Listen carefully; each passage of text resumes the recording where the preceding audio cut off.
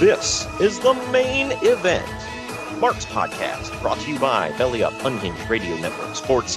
I'm your first host, lifelong wrestling fan, former radio guy, cat dad, and the man who never gives up and never surrenders. I am Troy. And with me, as always, is the main event collector and figure hunting warrior. He's the WWE walking wrestling encyclopedia and the Chris Sabin to my Alex Shelley. What up, Greg? What up? Your state does not look like a hand, however. No, it's like a long schlong. I'm sure Mrs. California is walking funny. Called a fun Friday night right there. Right. Man, we're back on the TNA 2007 train just in time for September, man. Yeah. This year, Look, a lot of interesting stuff happened this year. And by interesting, some people take the word interesting to mean good. I don't necessarily mean it that way. I just mean, what could interesting in the dictionary? It does not necessarily have a negative or positive definition. Exactly. Yeah. So just because you say it's my favorite or it's interesting doesn't necessarily mean it's my favorite because it was awesome or it was interesting because it was good. Look, my favorite GTA is Vice City, but the best one is GTA 5. Everyone knows that. It's just like that. Yeah. It doesn't necessarily mean that. So. Or saying like, oh, our favorite Dark Side of the Ring episode was whatever. It's like, it's not necessarily like they're all bad news, but one may be extra special bad. Someone so died or whatever. Good Lord. Yeah. Right. Yeah, it's just weird stuff like that, or but either way. Does that feel a thing? No, I just like, because there are, I have favorite episodes of Dark Side of the Ring. It's like. And obviously they're all bad. It's named Dark Side of the Ring, but there are ones that it's like, it's like, like the Nick Gage episode. I mean, I watched it, but I didn't give a damn about it. There are other ones that were like extra special, like, wow, that was horrible. And it's like, it was a good episode, but it's like, some people might, it's like, oh, you sick piece of crap. And like, still entertaining. I like watching, serial killer documentaries sometimes. Doesn't necessarily mean that it's good quality programming. Creepy. Hey, one of the first things I watched on Peacock was that thing on John Wayne Gacy where they had interviews with him. That's effing creepy. But either way, it was still a good documentary. This was it was a show. It happened, and we're going to be talking about it today. I think that sums it up, Greg. I think so. You hit the nail on the head. Yep. And before we hit our spots right on the head, time out here real quick to let you know that the Main Event Marks is sponsored by Swift Lifestyles. They are clean energy drinks and focus enhancers, great tasting vitamins, and big brain nootropics that are made and shipped from the USA. Go to swiftlifestyles.com and use our special promo code Main Event Marks, all one word, to get 15% off your order. It's Main Event Marks, all one word, to get 15% off your order at checkout. But now we're done telling you to buy other people's stuff. Going into this first break here, we want you to buy our stuff. So don't fast forward through these spots because you're going to learn where you can get some awesome Main Event Marks merchandise during this break.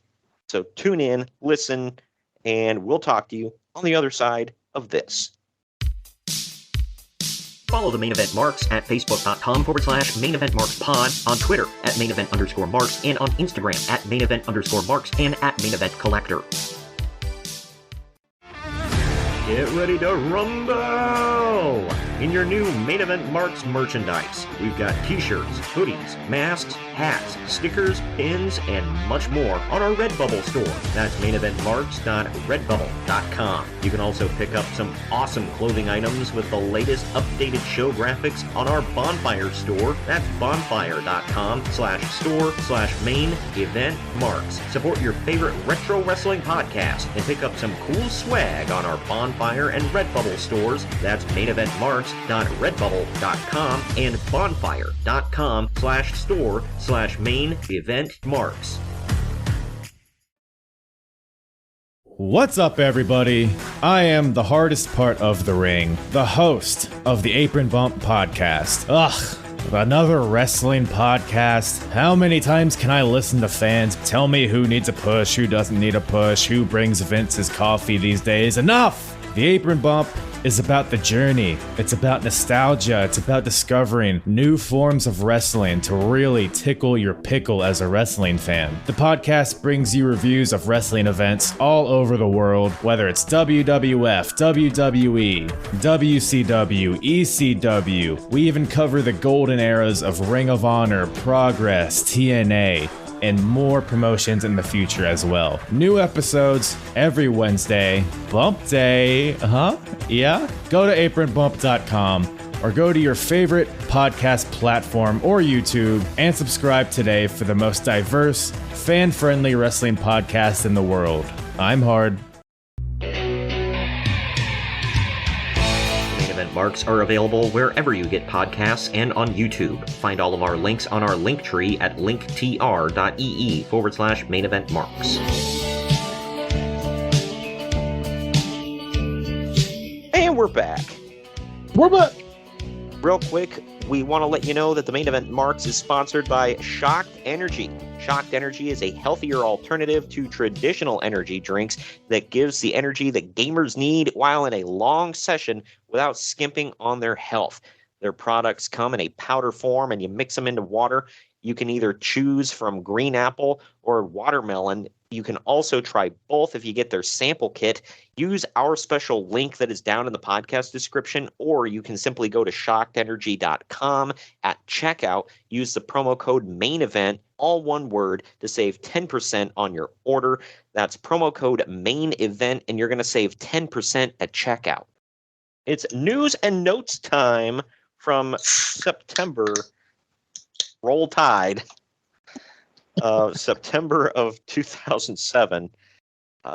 This was a interesting time. I feel like there's always something interesting going on in wrestling, even the quote-unquote slow times. Like, that's gonna be the word of the podcast, isn't it? Yeah, something like that. This first one, though, secret word is interesting. Wow. This first one, though, it's TNA Entertainment LLC and Spike TV have announced a 2-year extension of their partnership, which maintains Spike TV as the exclusive cable news home of TNA, Total Nonstop Action Wrestling.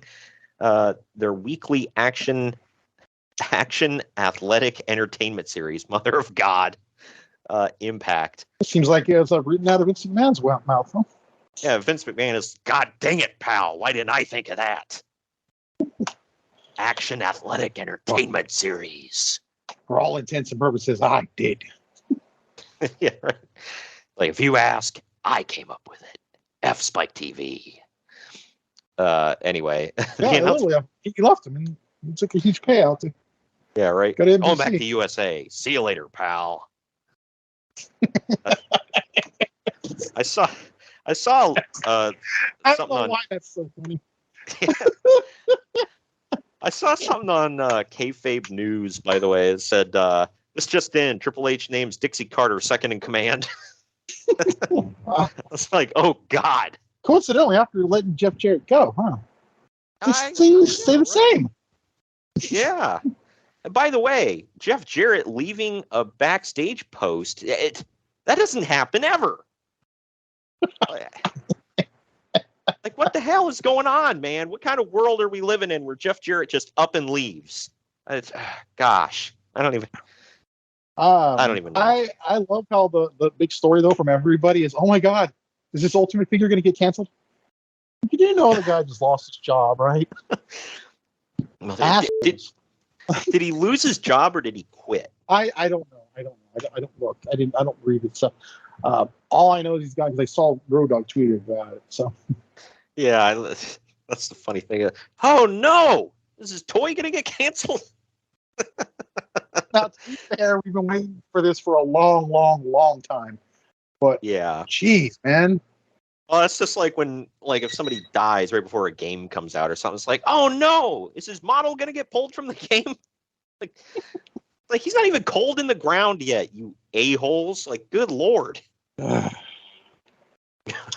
I'm going to choose to believe that some of them don't realize it's messed up, and that's like, Yeah. I'm not going to believe that everybody is cold like that.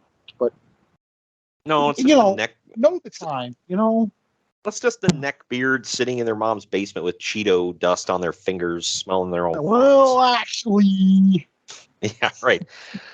They're the ones that got offended by Kevin Nash asking how much merch Will Ospreay sold. I think Kenny Omega backed it up too. Yeah, he said justifiably putrid. All I heard was justifiably okay. I LOL'd at that one. I'm like, okay, I know he's being a smart ass, but I'm like, I don't know. Did you see what Will Ospreay's like super original comeback to it was? Yeah. He was like, oh, did you? Something we do for kicks and giggles on this damn show? Yes. Yeah, he's like, oh, did you tear a quad writing that tweet? And it's like, like that's a horrible comeback. Like, sure, it's a running gag on the podcast, whatever, but it's like we're not like throwing barbs back and forth at him. Like, dumb. Either way, it's funny. I was just coming around with that idiot too. He is damn good. He's not 5-star, 4 or 5-star matches in a month good, but he's good. But either way, this announcement was made was jointly by. Yeah, we're doing a show. Okay. Right. Hey, I needed some content for YouTube, but the announcement was made jointly by Kevin Kay, Spike TV general manager, and Dixie Carter, TNA Entertainment LLC president. The successful Thursday night series will expand from 1 to 2 hours, starting on Thursday, October 4th. It will go from 9 to 11 p.m. Eastern. I remember that. I was pretty happy about that. Oh, hell yeah, I was too. Have you noticed that TNA, I don't know why they started this, but on their social media, they've been pimping the hell out of, go back and watch old Impact from 2008, from like October of 2008. Like, I have noticed that. Did you happen to notice every time someone's in it, they just happen to be in a big thing on WWE or AEW? And I saw they were doing a lot with Main Event Mafia. AJ Styles. They just did that one for the Machine Guns because they're going to be on AEW. As of this recording, as of this airing, they've already been on there. Yeah, I think it's kind of cheap, but I mean, you own the footage. Why not pimp it? I mean, it's again cheap, but fair, legal, not legal. Ring of Honor would do the same damn thing every single time somebody would debut on NXT. They're like, get the best of so and so DVD. They did that with Cassius Ohno, AJ Styles, CM Punk. I remember Ring of Honor doing it the moment Desmond Wolfe debuted in TNA. I remember that. Yeah, get the best of Nigel McGuinness on DVD. Like, okay. I would tell you I got actually blocked from FTC. I don't know if anyone knows FTC. Is there a figure company? It's figure. What? Is that the one where you criticized them and they blocked you? Yeah, well, I didn't criticize, but I did. Like, because it was the moment Owens debuted on Raw, and like, yeah, you're a Kevin Steen figure. I'm like, oh, interesting. You're bringing this one out of the dead that was made 5 years ago. All of a sudden, they'll be able to get almost like he did something significant, and you're trying to cash in on it. And blocked. I will say this: I would do the exact same thing, and I on one intro called myself a shameless promoter, and I am, and I didn't do this as like, oh, he's dead, so but at the he was trending, so when Scott Hall passed away, I pimped our bonus episode about the WWE and NWO and WWE, but yeah, I mean that's more of like a tribute. There's pluses and negatives to everything, but yeah, I mean, I wouldn't block anybody for calling me out on it. I'd be like, yeah. Yeah, right. Like, exactly. I, much like you, like money. Yeah. Right. I guess in our case it hits, but right.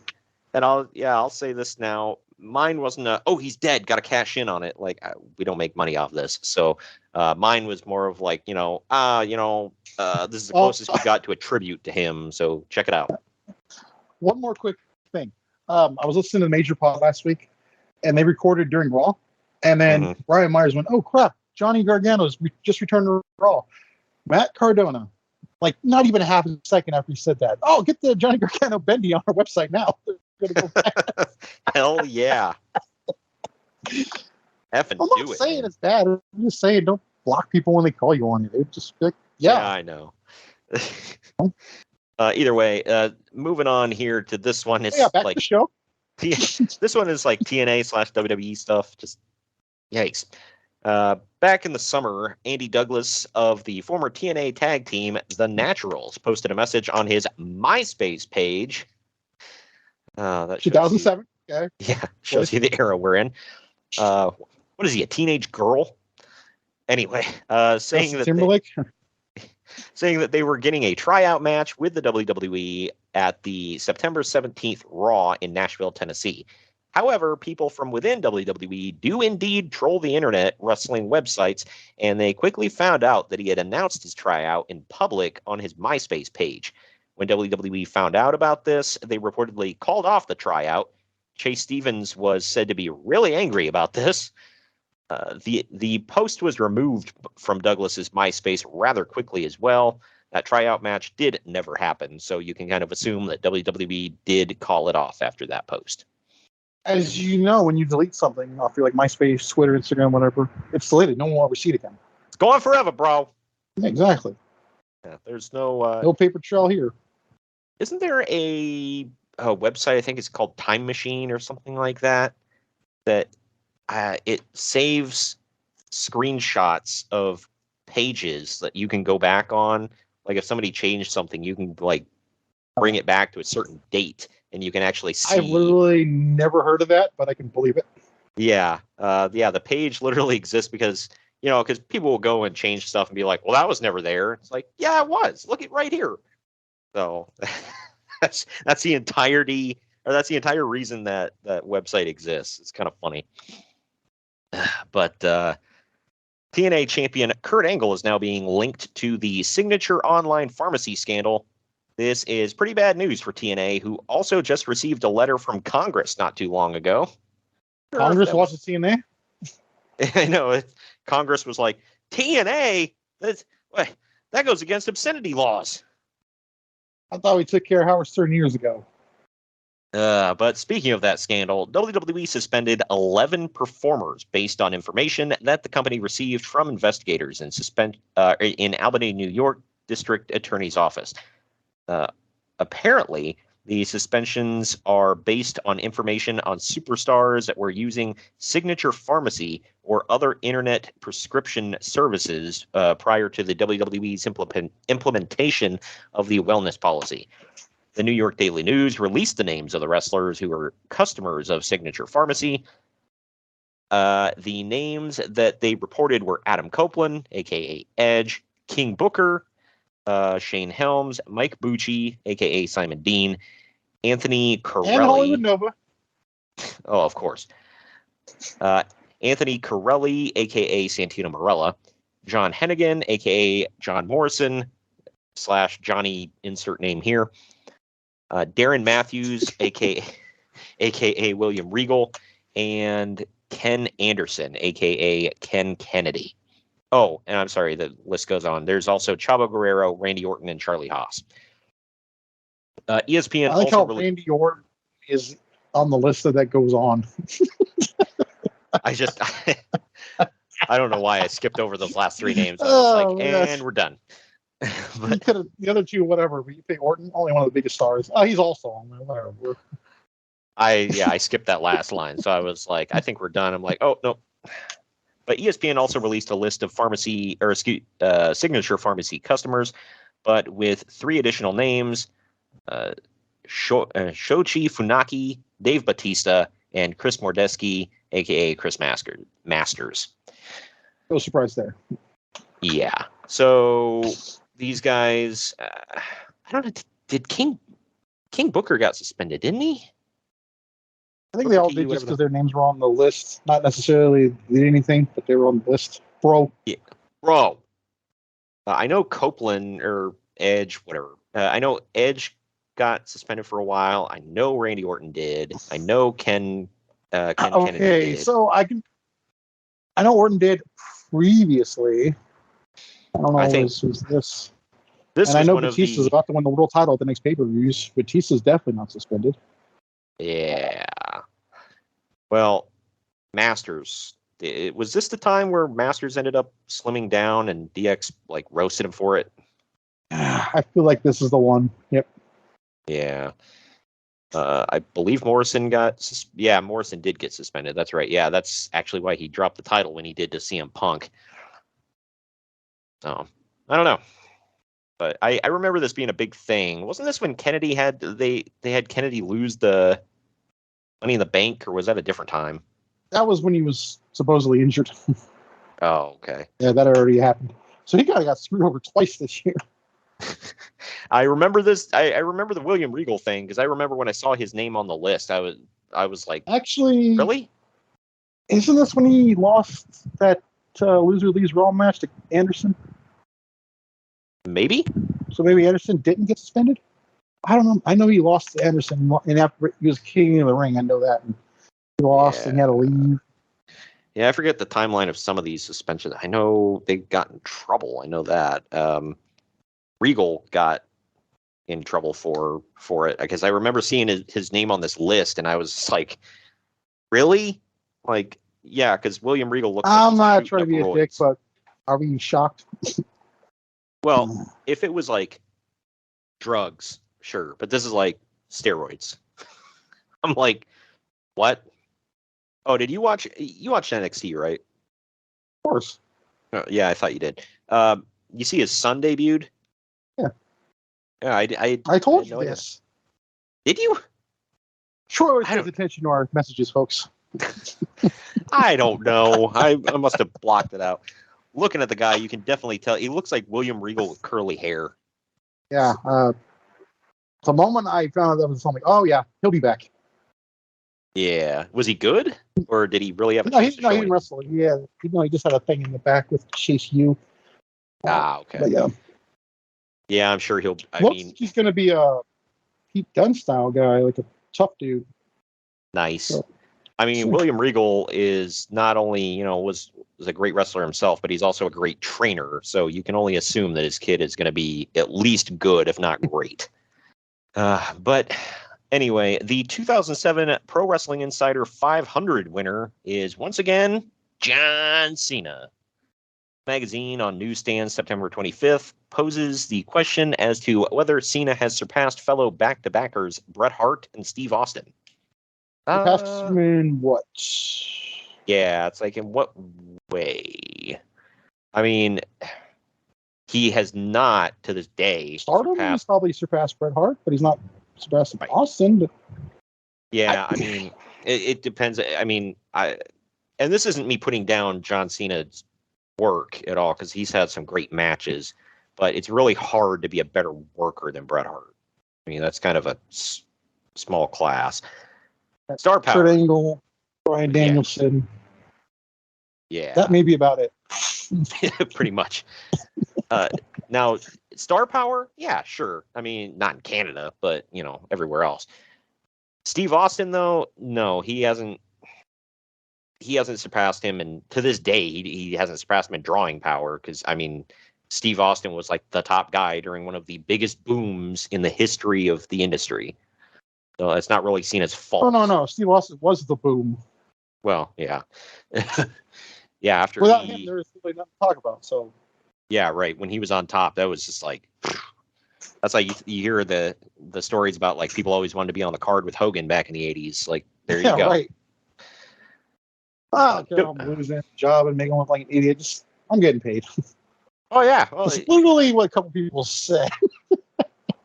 Yeah, well, Bruce Pritchard said the first thing people would look for when they got to the building was they didn't care who they were facing. They didn't care if they were winning or losing. They looked to see if Hogan was on the top of the card, and if he was, they're like, yes.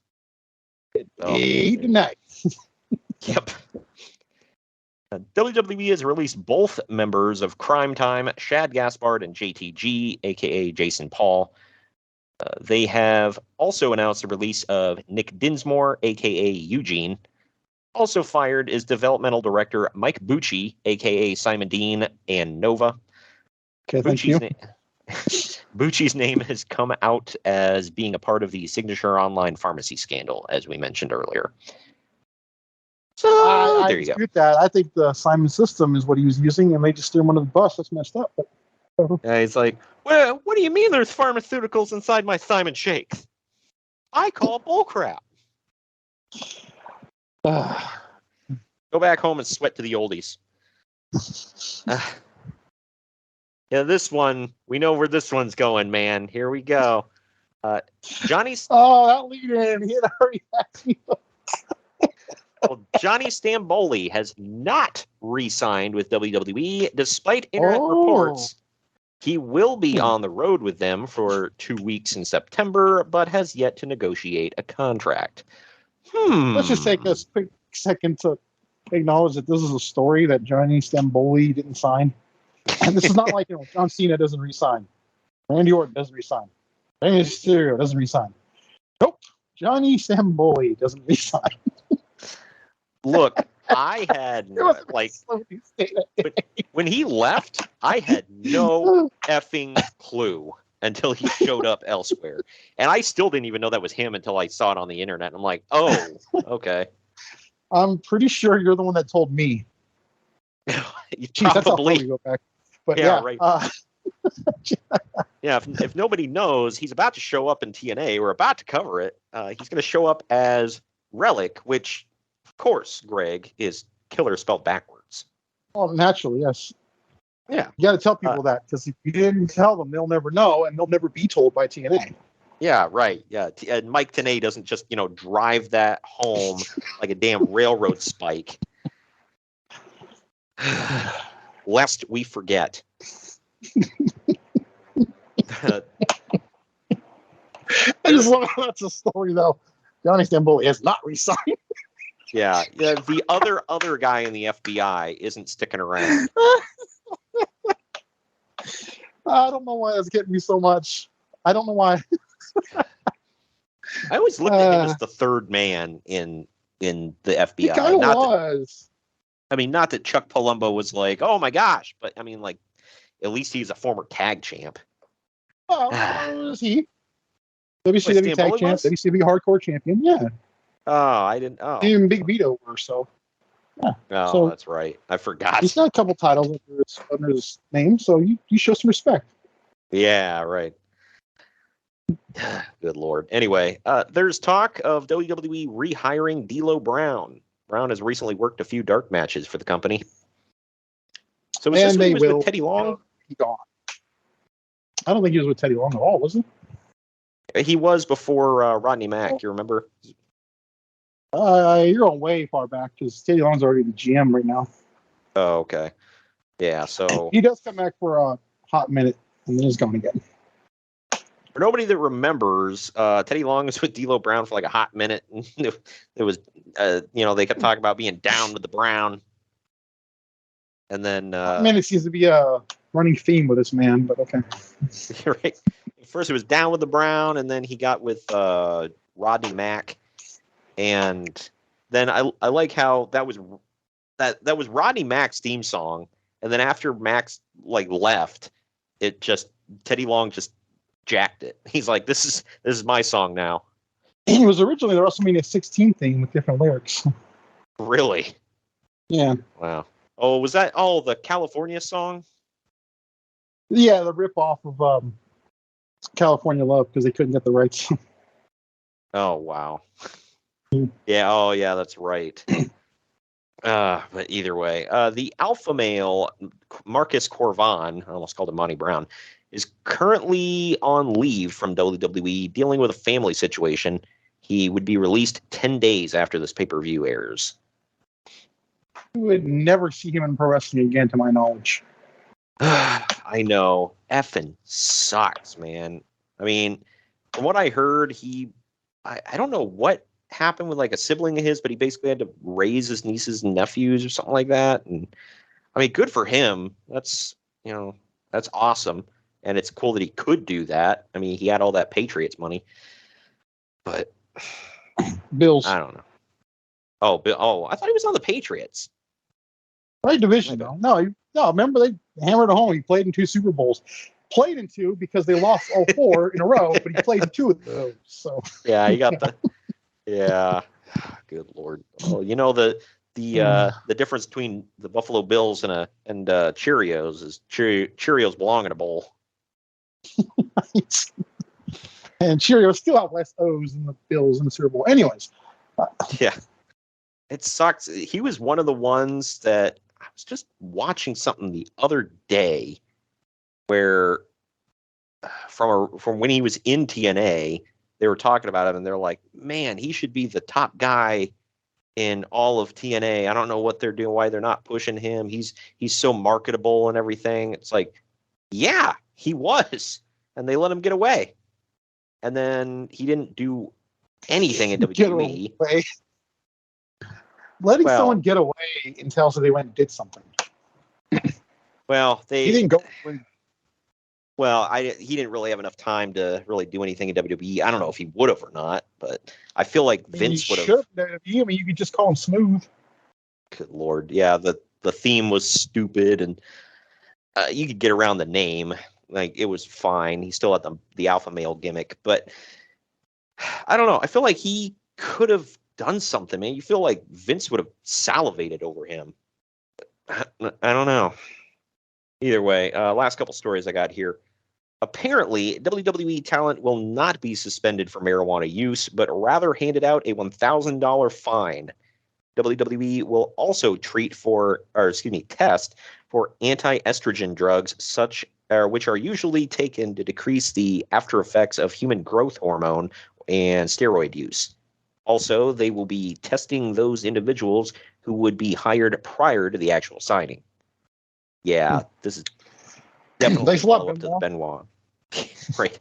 This is definitely a follow-up to the Benoit thing. You and I talked about that with, like you were saying, you heard that, when people are doing TRT, they usually take testosterone afterwards, right? Or when they're doing steroids, they have to take TRT because it's burned all their natural testosterone or something like that. That's it. Okay. Yeah. So now, I heard that from Randy Couture, so I'm going to take that as the truth. Right. Yeah. I mean, I'm sure he would know. I don't think he's done roids. No, he doesn't. He despises people that do it. It's the thing. That's how he explained it. Because if you're doing this, it's because you've done steroids before. Can you imagine that man on roids? Good Lord. He'd be like the Hulk. Like, nobody could touch him. Man. Be effing unstoppable. Not condoning it. That walked himself to the hospital after having a heart attack, by the way. So do that, man. Good grief. He had a heart attack, walked to the hospital. Such an effing That's man. A real story, right? That is not a made-up story in a horrible movie. This really happened. Right. Last story I got here. The National Wrestling Alliance has announced that Adam Pearce is the new NWA World Heavyweight Champion, as Pearce defeated former WWE superstar Brent Albright for the vacant title in Puerto Rico. For those who know who Brent Albright, that is, was it Gunner Scott? I want to say his name was Gunner. Yep, Gunner Scott. This one was a pet project that never went anywhere. Well, we had a story about that, I think, earlier this year or maybe last year, where like they said, oh, we want you to be kind of like Chris Benoit because you're going to be his protege, whatever. And then they're like, no, you're too much like Benoit. You're fired. So I don't know. From what I heard, Brent Albright was actually a really good wrestler. Adam Pearce, I heard, was also a really good wrestler. I never saw any of his stuff, but the NWA champion, and that is official. Yep. Yeah, he was NWA champ for a while, actually. I think he held it multiple times too. Yeah, right. Scrap Daddy. But all right. Anyway, that is the end of the news and notes. We're going to take our next break. When we come back, we're diving into the event at hand. It's TNA No Surrender right after this. Follow the Main Event Marks at facebook.com/Main Event Marks Pod, on Twitter at Main Event _Marks, and on Instagram at Main Event _Marks and at Main Event Collector. By God, somebody's interrupting the Main Event Marks. Sit down, JR. It's just me, Kyle Sullivan, aka Shaggy Von Doom, your host of Here in Puckburg on the Hockey Podcast Network. I know, a hockey show on Main Event Marks. Who would have thought? This is an invasion angle. Somewhere between the Nexus and when WCW tried to invade WWE, somewhere in there. But I'm over here just telling you that one half of your tag team champions over here, Greg, he told his story of his love for the game of hockey over on my show. And if you'd like to hear that story, all you have to do is search here in Puckburg, wherever you get your podcast, or on YouTube. In the meantime, Shagamania's got to go run wild on some other hockey show. So, just remember, quote the Raven, nevermore, take your vitamins, say your prayers, and oh yeah!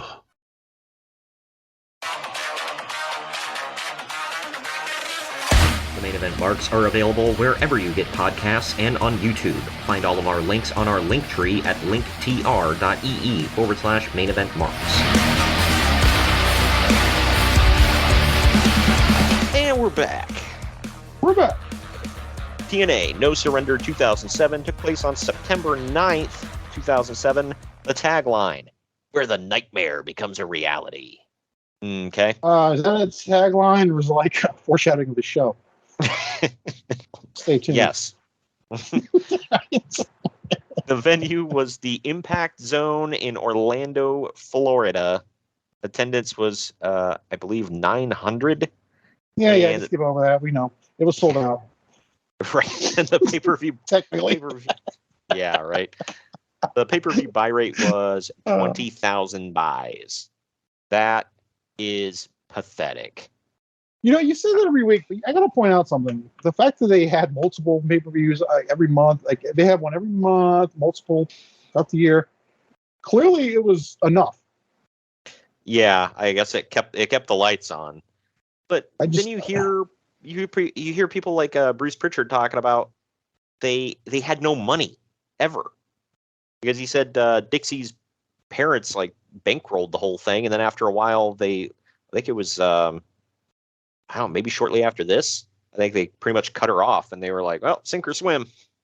Wow, history may be repeating itself. Stay tuned. Different company. Lord. Wow. Tell me I'm wrong, please. I don't know.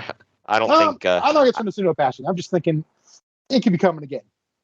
I don't know if Tony's papa will cut him off, but maybe. We'll see. Losing that and the Jaguars and their soccer team, something's got to give. Yeah, that soccer team already sucked so bad they got kicked out of the Premier League. So there's that. If they're so fake, but it's real. I know. Hey, if there was a way to get kicked out of the NFL, I mean, I don't know if I should be laughing as I'm a Browns fan. It would happen to us too. But yeah, they would have kicked the Jaguars down a while ago. You guys at least sell out the damn arena, the stadium. Okay, you always have that. Nobody even goes to these games. Yeah, right. Yeah, that's the pathetic part. They put that swimming pool that you saw in football field Effery. That was, they put that in there to try to entice people to come to games. Hey, you can come to our game and have a dip in the pool. Like, I got to emphasize that is real. I don't want to go to a football game and bathe and jump in a pool with a bunch of other sweaty freaking idiots. Like, no thanks. I might add a Raider game. Oh Lord, yeah. Watch the water turn colors. Anyway, see, we can bear our own teams. It's all in good fun. Anyways, man. But speaking of football, I had to get you back to the Browns one, dude. I always got you.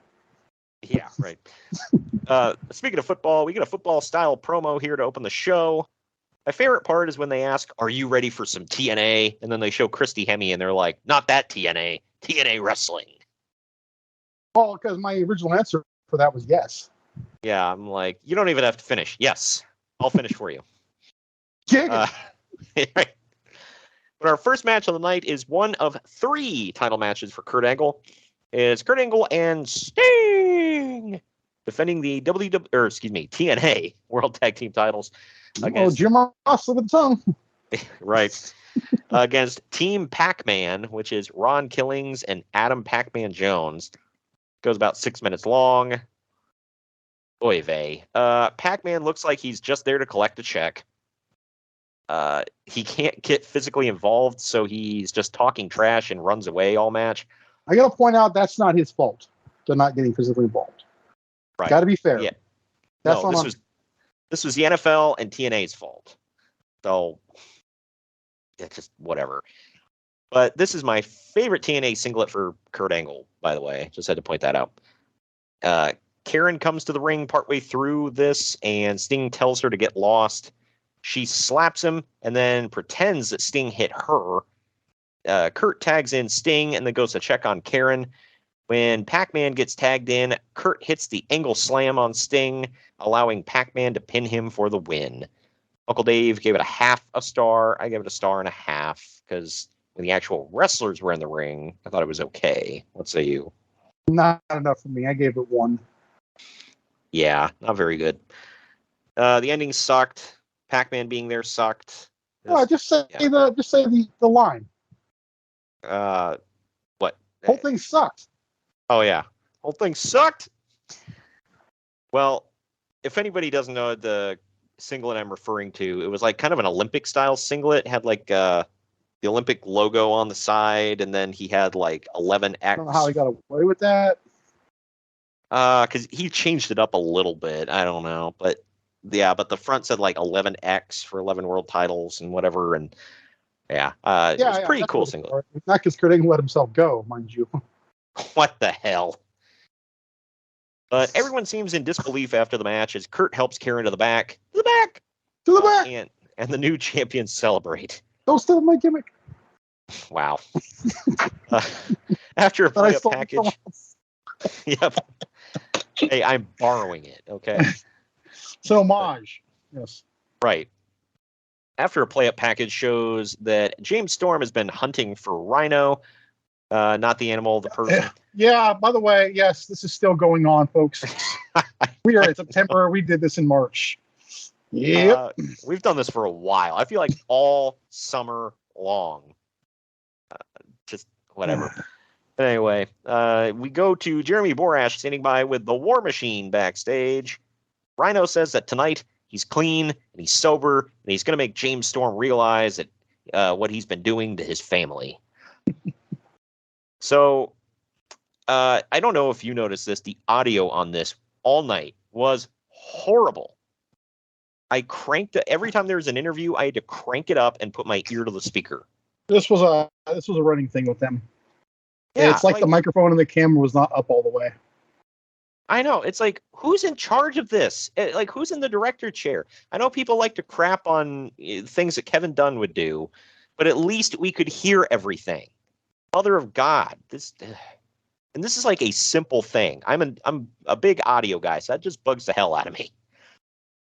Plus the fact that it just bugs me when I can't understand what the hell is being said in an interview.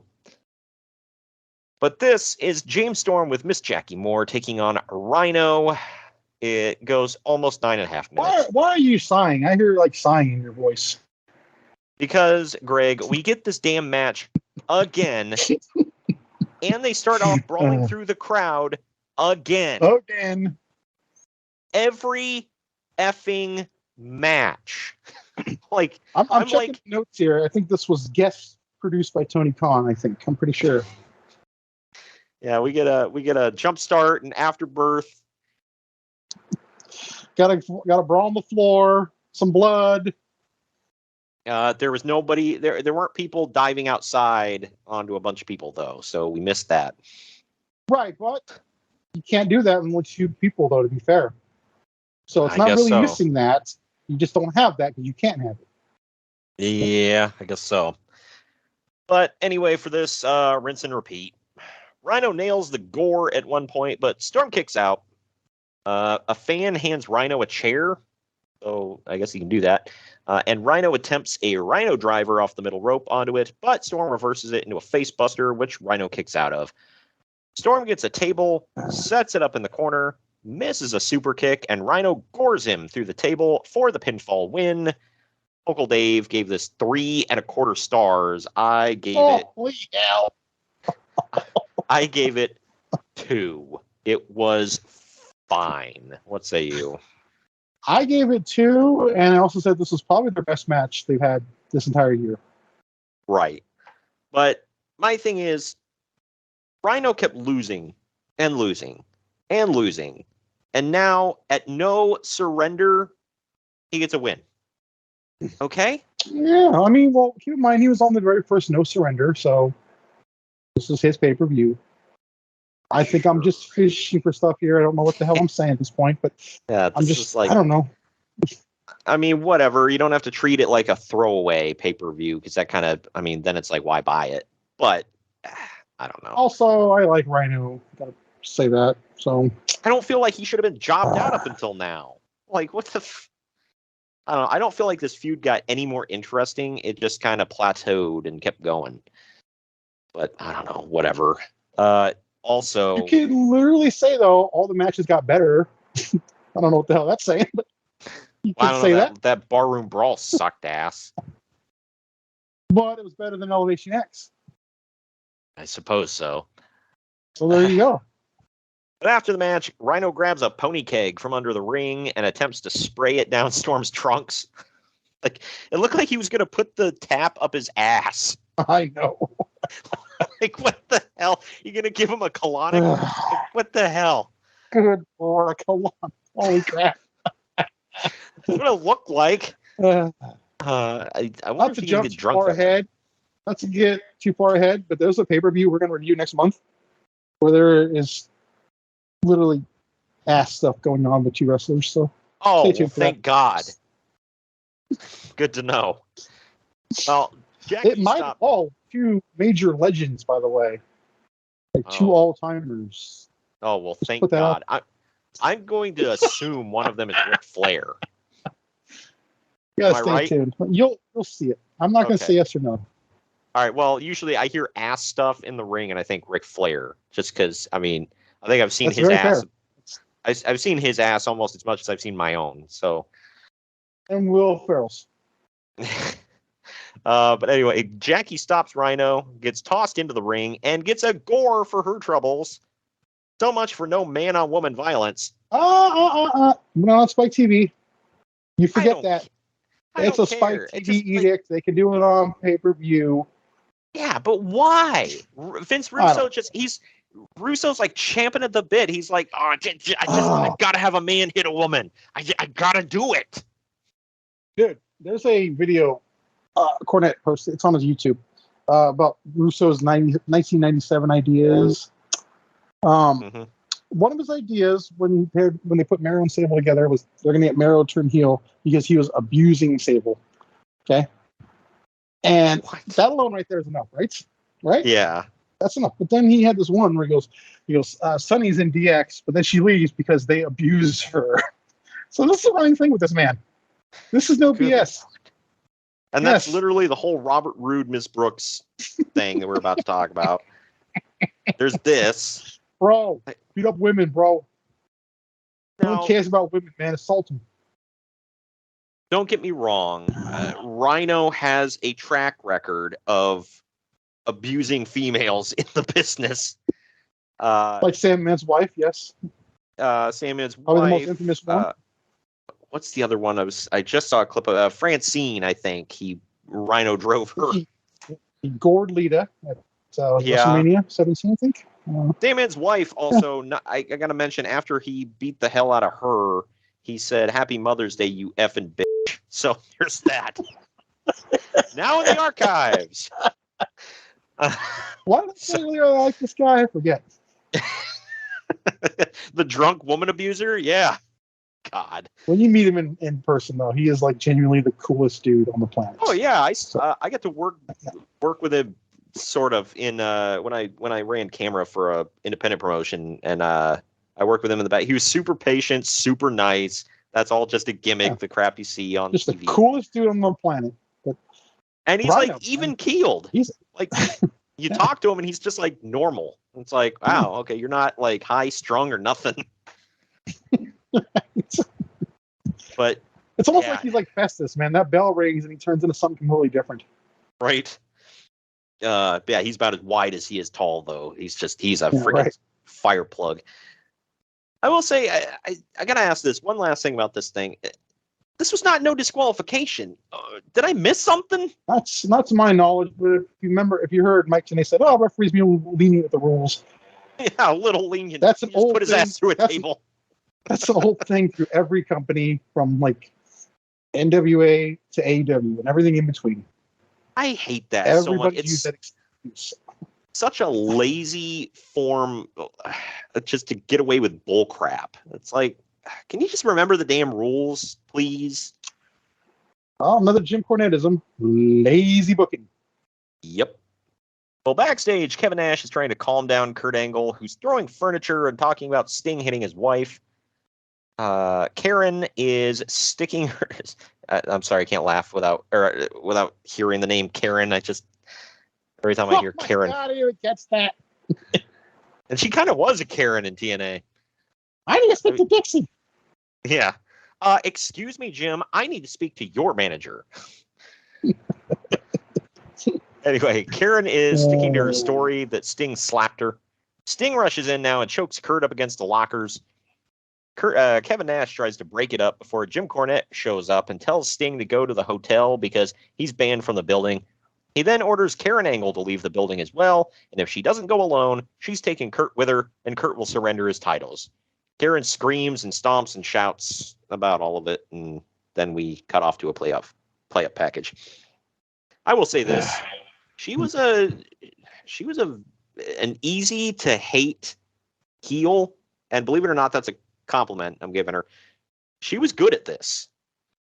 So even when she was with Jeff, like, I don't know how she is in real life.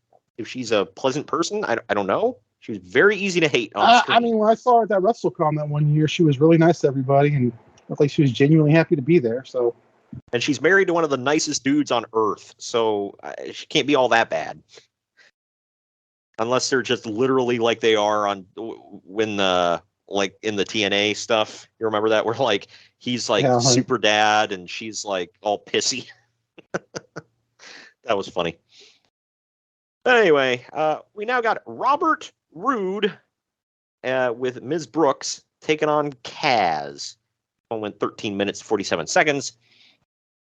Brooks is conflicted through this one because she's technically with Roode, but Kaz has been flirting with her and treating her well. She refuses to interfere because of that. Yeah, right. We'll get to it after the match. But she refuses to interfere because of that, which causes Roode to get furious with her.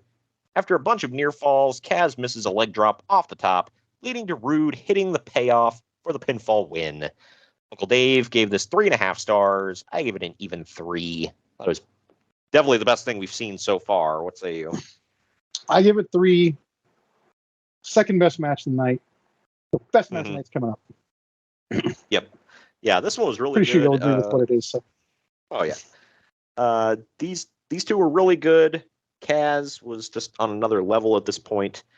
Robert Roode was coming into his own. It was good stuff. And for anybody that doesn't know, Kazarian's married to Tracy Brooks in real life. So I did not know that during this time. So I found out later. It was like, oh hell. But after the match, Robert Roode verbally berates Ms. Brooks and celebrates. And now the back, where Crystal is standing by with Black Machismo. She says that people are saying it's a long shot that he could beat Kurt Angle tonight. Machismo starts ranting about the dragon and Jake the Snake and Animal steals Harry back. Like, this was some of the best stuff in this whole era of TNA right here. Oh yeah, freaking Black Machismo was awesome, dude. I still will never forget when he was going after Abyss, and Abyss goes to throw him into a wall, and he's like, "No, Andre, no!" So effing great. Kevin Nash walks up to shake his hand now. Nash demands that Machismo take a dive and lay down for Kurt Angle, saying that he doesn't have time for this. Machismo says that he's going to take a dive off the top and snap into it before he walks away. Oh, this was good stuff. Anyway. Stop. Up next, we get Kurt Angle taking on the Black Machismo, the TNA X Division title. It goes 12 minutes, 19 seconds. I watched this when it happened, and I was shocked. I'll say that. I thought something was going to happen where starting over. I really did. Right. Well, Jay Lethal is obviously really good. but he was still super young here, and Kurt shined him up like a damn superstar. In the end, Angle locks in the ankle lock. Machismo rolls through with a pin and gets the win. Uncle Dave gave this 3 3/4 stars. I gave it 3.5. What say you? I gave it 4. I thought this was the match of the night. One of the best matches of the entire year for this company. Oh, yeah. This was fantastic. Yeah, it blew me away. It reminded me of when you talk about like star-making performances, whatever. Unfortunately, it didn't really go anywhere for either one of these guys, but when Triple H and Shelton Benjamin had their little thing back in, what was it, 03, 04? I want to say it was like 04. Yeah. Those matches were great. Shelton Benjamin looked like an effing superstar with Triple H. And same here. But the thing, I'll get to it, but TNA just can't help themselves. Like Vince Russo still makes this guy right after this. He's still. Oh yeah, this was a point of contention. I remember this. Yeah. Like, how could you freaking do this? He books this, and this match is great. The fans, like the babies, hit the roof for this one, man. And then right after, he's just another geek. But we'll get Almost into like he knew he did something great. It's like, oh, can't be having that. Yeah, it's like, nah, so remember, you're still in the X division, which means you're a nerd. But the crowd and commentary lose their freaking minds as Kurt Angle cries in the ring. Shark, but speaking of nerds, Shark Boy. Real quick, I love how Don West, like, I said he had a chance, but I never believed it. No, not once. No way. Yeah, right. Who the hell did? I thought this was going to be like a cakewalk and Kurt was just going to squash his ass. And like, nope. Thank God it happened, man. It was awesome. But honestly, the title loss that he had was the one I expected to happen. Yeah, because right. building it up, him and Sting were getting along. Okay, it's not going to last long. So, okay, that was kind of predictable. Not here. Yeah, I know. I thought this one was a sure thing. But Shark Boy, Petey Williams, and Sanjay Dutt all now run to the ring to celebrate with a new X Division champion, speaking of nerds. And now, in the back, God, Jeremy Borash approaches Black Rain, who's petting his rat named Christy. I didn't get why he called it Christy. Because she interviewed him when he first had it. Oh, Lord. What do you mean? Well, that's a perfectly logical explanation right there. What are you missing? This is kind of weird. Shut your mouth. Yeah. Black Rain says that tonight Chris Harris will die. What the fuck?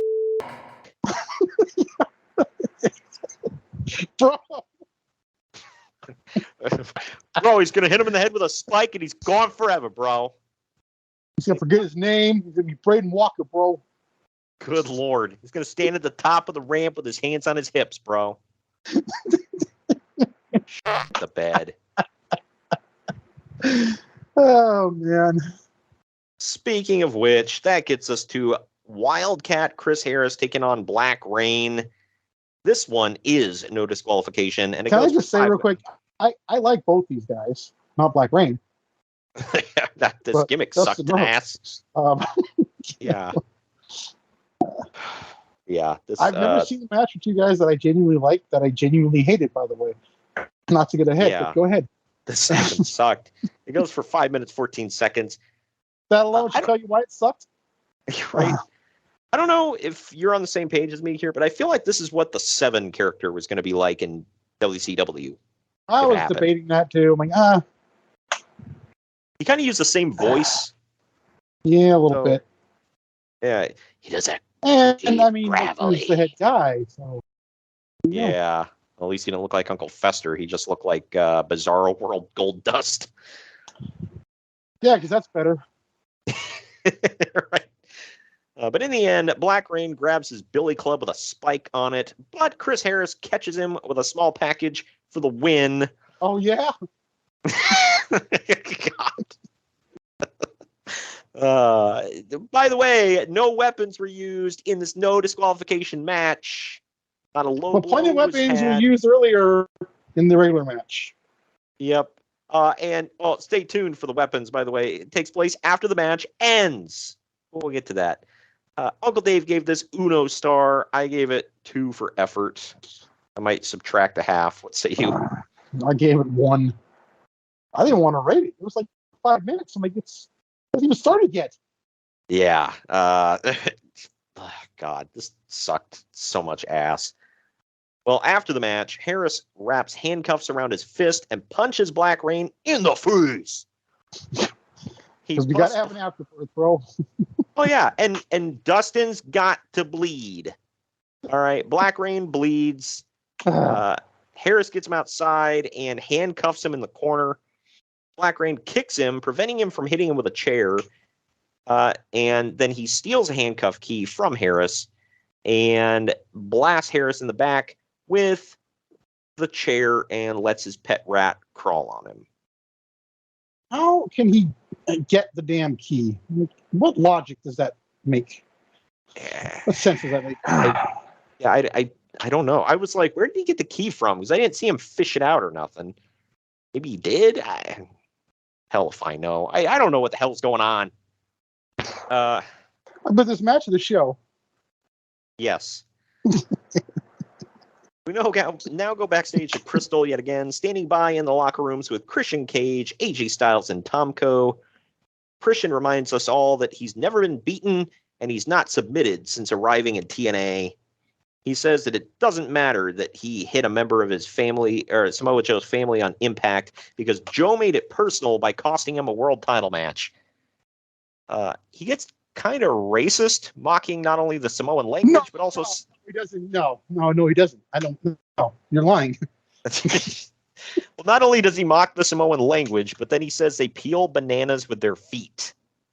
Dancing grass skirts, peel bananas with their feet, spitting fire out of their mouth, using foreign language obscenities, whatever it is you people do. That's a quote, by the way. Yeah, he literally called them you people. Yes. Direct quote. I didn't say this. Direct quote. No Surrender 2007. Go look it up. What do you mean, you people? What do you mean, you people? Yeah. This wasn't super inappropriate comment, Christian. This was super racist comment, Christian. All right. That's a different era. I think they're one and the same, actually. But yeah, a little bit. But Christian, either racist or laughing at the dead. Either way, Christian's kind of an ass. Yeah, right. Christian said that he's giving AJ and Tomko the night off from protecting him because they've got to win their match tonight to qualify for the World Tag Titles match. AJ seems pretty apprehensive, but Tomko's fine with it. Which brings us to this abomination. It is the teams of... Hold on, before you even go, I got to point out that you saved the word abomination for this. Yeah. Well, it's yeah, we'll get to it. This was a Vince Russo special, everybody. It's a tag team gauntlet match, which means that it's a no surrender tag team gauntlet match for the title shot at Bound for Glory. Okay. Yeah. It goes for 25 minutes and 40 seconds. So it starts off as a lottery battle royal, like a Royal Rumble style. And both members have... Yeah. But both members of a team have to be eliminated to actually eliminate the team, which is whatever. I like you too. I got to be real. But when it comes down to the final competitors, both teams then come out and it's a regular tag match. Yeah. That part throws me for a loop. It kind of craps on the whole battle royal thing. Right. It's like, just have a match. But they wanted to get everybody on the card. And here are the teams. Bro, fatal 10-way. God. 10-pack challenge. It's AJ Styles and Tomko versus Triple X, which is represented by Christopher Daniels and Elix Skipper, LAX of Homicide and Hernandez, Motor City Machine Guns of Chris Sabin and Alex Shelley, Serotonin, oddly enough, represented by Havoc and Raven, P.D. Williams and Sanjay Dutt, Eric Young and Shark Boy, Team 3D, Brother Ray and Brother Devon, the team of Lance Hoyt and Jimmy Rave, who are not yet the Rock and Rave Infection. They're just a random team. And the Voodoo Kid. Yep. Are you ready to get infected tonight? Guitar Hero will win. F yeah. And the Voodoo Kin Mafia team of BG James and Kip James. Yikes. So, Okay, first of all, I gotta say, there's a lot of talent in this match. I'm not joking. and a lot of geeks, but yeah. It's like 50-50. But Homicide gets eliminated first, and Chris Sabin. Havoc is dumped next. Raven comes in and is tossed right away after he tries to freaking chloroform somebody. How Raven of him. Yeah, right. Team 3D tosses Shark Boy next. Jimmy Rave and Petey Williams both get taken out. Hernandez takes out both members of Team 3D. Elix Skipper gets dumped next. Kip James tosses Sanjay Dutt. Hernandez gets dumped right before Eric Young tosses Tomko. Keep that in mind. Tomko's gone. Lance Hoyt gets eliminated, and then Christopher Daniels and Kip James go out together. Alex Shelley and AJ Styles work together to eliminate Eric Young. It now turns into a tag match between AJ Styles and Tomko and the Guns. Oh my God, I'm already tired from this whole explanation. In the end, Sabin gets Styles in an O'Connor roll. Styles rolls through, holds the tights, and wins. This match was confusing and incredibly stupid. I hated it. Uncle Dave gave it 2.25 stars. I give it 1.5. F this match. Say you. I gave it 1. I completely forgot about the end, how it turns out. It's like, really? All that for that? Right. And I knew Tomko and Styles were going to win. Finish, we're like, why don't you just finish? Well, yeah, actually, it was a given. Why don't you just, like, have a thing at the end where one guy tosses, like, 2 guys that are different teams, like, oh, we can't have a match because they've been eliminated and this team just wins. Because, Greg, you got to have convoluted rules and bullcrap. I don't know. Vince Russo strikes again. Throw the papers in the air. In the back, Samoa Joe is surrounded by Samoan fire dancers. Joe says that tonight will be a family affair, and when they have issues, they don't go to the cops, they handle it themselves. He says that tonight... He would bring that back in NXT. Really? Yeah. We don't need Wow. the cops. We're going to fight. We're not roaming whoever he's feeding with last. Is that how they handle their business in Huntington Beach? It's pretty violent there. Yeah. Yeah, I can imagine. All right, then. But he says that tonight he is vengeance, and Christian will pay for what he did.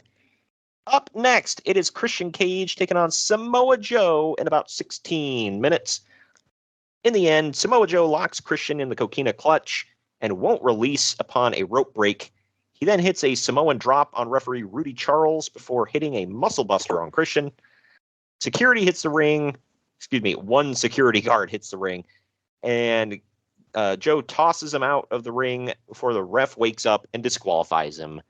Uncle Dave gave this 3.5 stars. For the stupid ending, I gave it 3. What say you?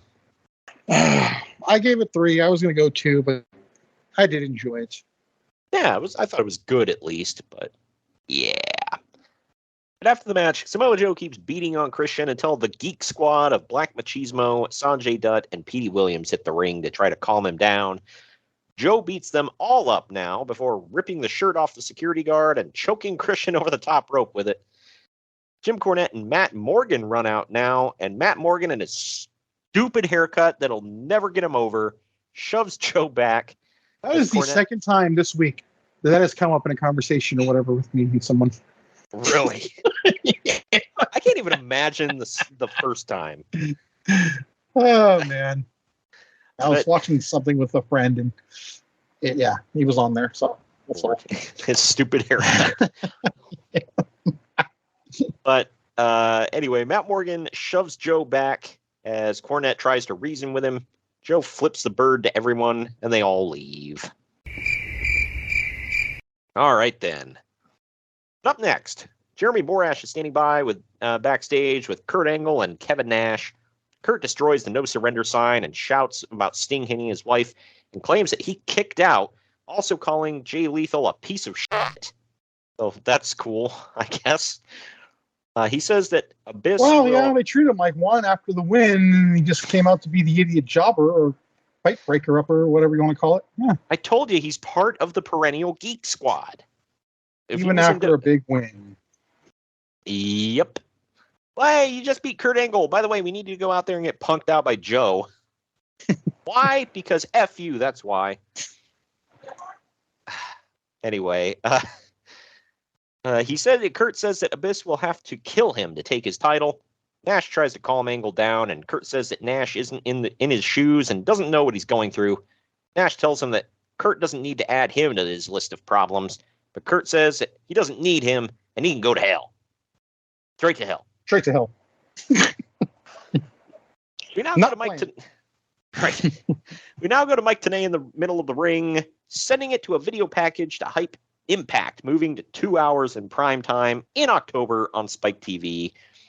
By the way, the crowd reacts to this. It was like they were on Oprah and she just told them all they got a free car. You get a 2 hour Impact. You get a 2 hour Impact. Oh, man. But now Crystal is standing by in the parking lot with Ron, the Truth Killings, and All Adam the way Pacman live. Jones. Hell yeah. Ron or Crystal? Oh, Ron. Crystal was there too. Yeah, right. Something about those dreads, man. God. Killing says that they shocked the universe by winning the tag titles tonight. And Pacman says that they're going to his hometown of Atlanta, Georgia. Shock anybody. Come on. Pacman says they're going to his hometown of Atlanta, Georgia for Bound for Glory. Yeah. But all right, then. We're going to take our second to last break. On the other end of this, we're going to be talking about the main event. Right after this. Follow the Main Event Marks at facebook.com/Main Event Marks Pod, on Twitter at Main Event _Marks, and on Instagram at Main Event _Marks and at Main Event Collector. Hey gang, it's Commissioner Cooper of TSS Fantasy. We are the fantasy show of the people. Expert fantasy advice, free contests, leading expert medical and legal analysis, and most importantly, you. Interact with us on all social media platforms or check us out at tssfantasy.com. You can hear us on Spotify, Apple and Google Podcasts, iHeartRadio, and many more. Check out the fun today and be a part of the most interactive fantasy show around. TSS Fantasy, the fantasy show of the people. Hello everyone, my name is Ryan McCarthy and I'm the host of the No Credentials Required podcast.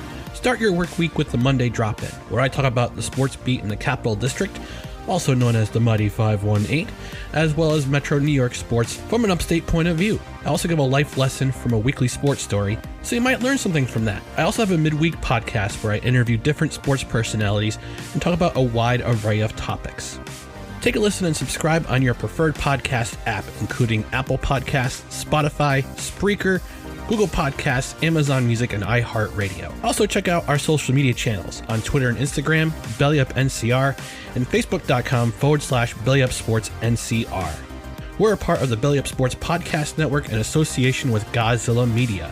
No credentials required, where you don't need a press pass to talk sports.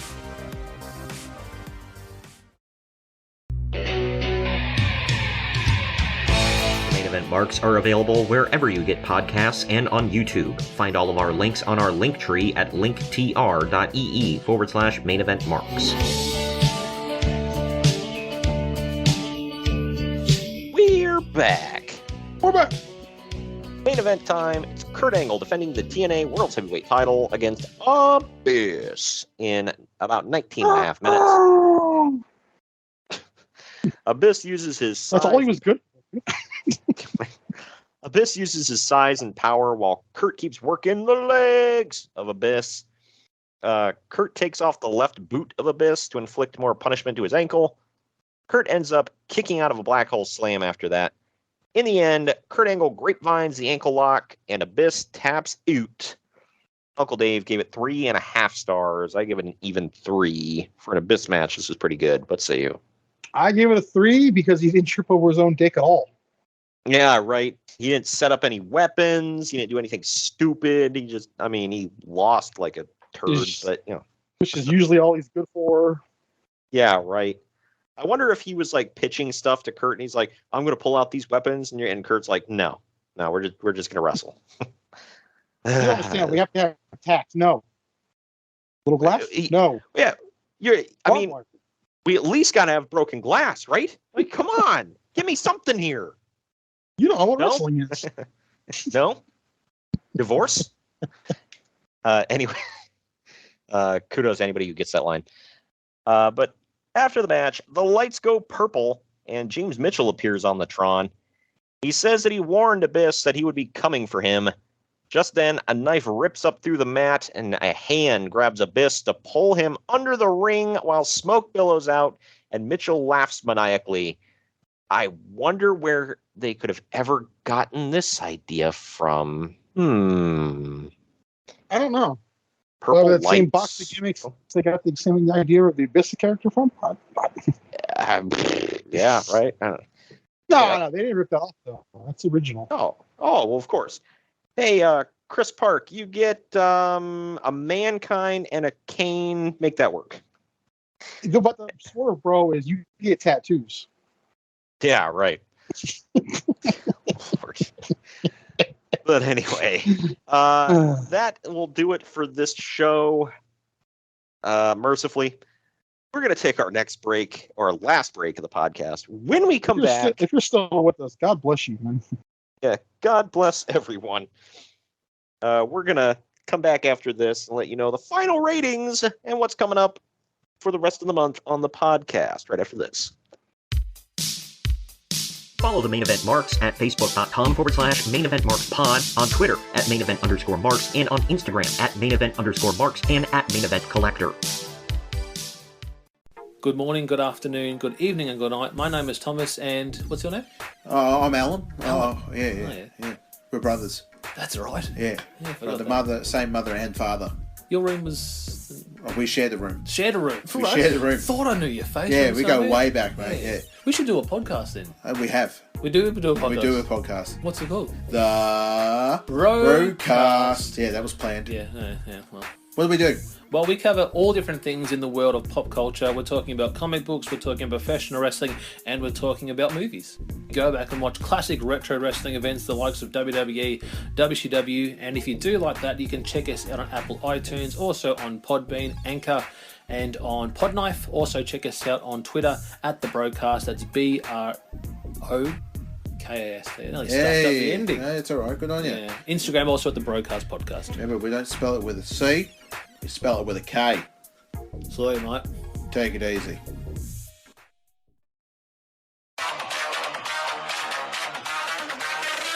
The Main Event Marks are available wherever you get podcasts and on YouTube. Find all of our links on our link tree at linktr.ee/Main Event Marks. And we're back. We're back. Final ratings time. Internet Movie Database gives this 6.3 out of 10. CageMatch.net gives it 6.64 out of 10. I give it 7 out of 10. What say you? I think I gave it a D+. So you know what that means? Yeah. It passed. Oh, man. Oh, God, that's right. We didn't get one line at all show. I had to do it, but that is correct. This was terrible, man. Yeah, this sucked. The only reason they even remotely survived is because of Angle and Lethal. Otherwise, it was just a decent episode of Impact.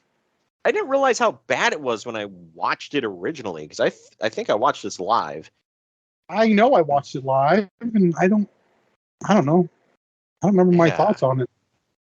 Look, I think your thoughts are a lot different in the moment because you've been watching the shows building up to it, and whether you realize or not, you're anticipating the matches that are quote unquote a payoff. And then you look back, you're like, man, that sucked. Yeah, there wasn't much of a. It is a lot different in the real time, to be fair. Right. Yeah. I've said this a million times. 1995, I used to look forward to Monday Night Raw on Mondays. I look back at how bad it was. But in the time, you don't realize it. Right. Yeah. Yeah, it wasn't great. But either way, that does it for this one. And it is our last TNA show up until October, where we bring you Bound for Glory. Keep in mind, by the way... I can almost guarantee you that might be a good rebound. Rebound from Glory. That was terrible. Anyways... Good Lord. It's actually good. Well, I hope so. I can't believe this was the last, like, the lead-in pay-per-view to Bound for Glory, because, like, yuck. But either Even way. WWE ones in like February, March going to WrestleMania are somewhat passable. Yeah, I know. This was had like a couple decent matches, and that was about it. But up next, Yeah, speaking but then, like, I gotta point out though, the best match they have, they completely take a crap on it afterwards. So yeah, I don't know. kind of hard to disagree with that. But next week on the podcast, speaking of 1995, we're going back to 95 for WWF In Your House 3 triple header. It's the Battle of the Belts. You might be shocked at how not that bad the show is. You'll be shocked at how okay this show is. So there's that. I know we said 95, but it's watchable. There's a couple decent matches on this one, so Look, stay tuned for that. Sucked, but there were some good matches in 95, okay? Oh, yeah, for sure. And then you had that ladder match at SummerSlam in 95 that was just forgotten because the whole year sucked. That was a quality match. Well, there's the stuff there's some stuff. For as much crap as people talk about Diesel, I mean, if he wasn't facing, it wasn't that bad. I'm sorry. Right. If he wasn't taking on Mabel or Sid, he was usually having good matches this year. So there's that. Oh, you know, Brett, Sean. Yeah. Bulldog. Right. It's not that hard, but yeah, right. But that's coming up next week for September 21st. The bonus show week is after that. It is WWF Fall Brawl 1998 on September 21st. Yeah, and I'll just WCW, not WWF, but hey, whatever. What did I say? WWF Fall Brawl? I'm pretty sure you did. Oh, God. Well, whatever. I can't word today. You know what I mean. WCW Fall Brawl 1998 coming up. There was September never 21st. WWF War Games, but there was a WWE one. Scratch Right. that. There was even that. It was NXT. But anyways. Right. This one will. I had to be a smartass. Sorry. This one will be interesting. There will be War Games. It may or may not be the conventional War Games that we're all used to. This is kind of heavily debated. I did not hate this. Some people hated it. I thought it was a nice fresh take. I haven't watched it yet, so I don't know. We'll see. We'll see what I really think of it, because I haven't watched it yet. If you can remember this, during that, remind me to, and no, you'll hear it on commentary, but remind me to tell you why Sting being in this is so stupid. Okay? Try to remember that. All right. Yeah. For the September bonus. There's a reason for it, by the way. I love Sting, but he does not need to be in this. And you will understand why when you see it or hear it. Well, for the September bonus show that Friday, we are covering NWA Clash of the Champions 3 Fall Brawl, the very first ever show under the WCW banner called, or NWA, whatever, called Fall Brawl. So I kind of lied to you. I think I told you I was done with this month, but I forgot to watch this. So I'm not done with September yet, technically. The card for this one looks decent. We'll talk to you more about it at the time, but NWA was kind of hit and miss during that time, so we'll see. But then we are closing out the month with a WWF show from 97. Can't have a month without a 97 review. So it's WWF Ground Zero In Your House. And I have a feeling the news will be more entertaining than the show itself. Yeah. The show's got one damn good match, one pretty good match, and then the other matches happen. All right, then. And that one may be a sleeper. I don't know. I can never predict, because I thought when we did No Way Out of Texas, no one would give a damn, or, very few people. But, man, that one exploded in listenership, and we're still getting downloads on it to this day. Thank you. And with In Your House DX. Yeah, right. And with In Your House DX, that was another one I didn't think that many people would care about, but they sure as crap did. That one don't got quite a look few back numbers. on that with the eyes that some of us do. That's why. Yeah, I mean, I wasn't. I think you even say that in the pod, if I remember right. Yeah, that's one of my all-time favorites. Yeah, I watched it back and I was like, I don't know. I liked Shawn Michaels' tights. Those are some of my favorites he ever wore, but I don't know. But whatever. You guys like the In Your Houses from around that era, so we'll keep cranking them out. Thank you for joining me today, Greg. Mm-hmm. We'll see you all next week as we bring you WWF In Your House 3 Triple Head.